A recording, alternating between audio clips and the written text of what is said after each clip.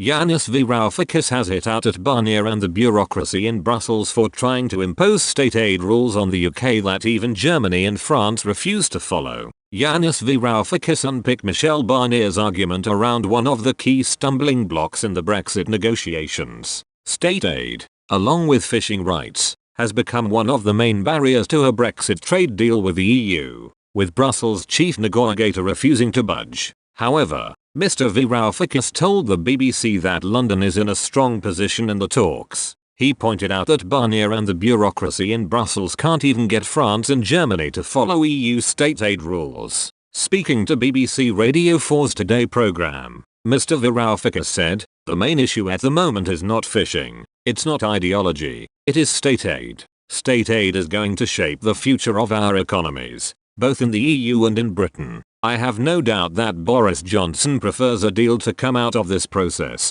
to eliminate the cost of a sudden rupture. He is not seeking a no-deal outcome." The former Greek finance minister continued, "If the EU moves on state aid, I believe there will be a breakthrough. But Johnson will not allow the EU to set the parameters to decide the UK's future state aid regime, which will be crucial." The BBC's Michael Hussain said, "It's interesting that you say state aid is the crucial stumbling block. I say it's curious because it's not as if the EU is against state aid. It happens all the time in different industries and different countries. There are versions of it going on across the EU right now because of the coronavirus." Mr. Varoufakis responded, "Absolutely. I think this is where London is in a strong position and has the argument on their side. Mr. Barnier and the bureaucracy in Brussels are pretending that we are in 2019, but we are not in 2019. COVID-19 has completely upended the whole state aid regime, and Brussels is no longer capable of directing state aid rules to France and Germany.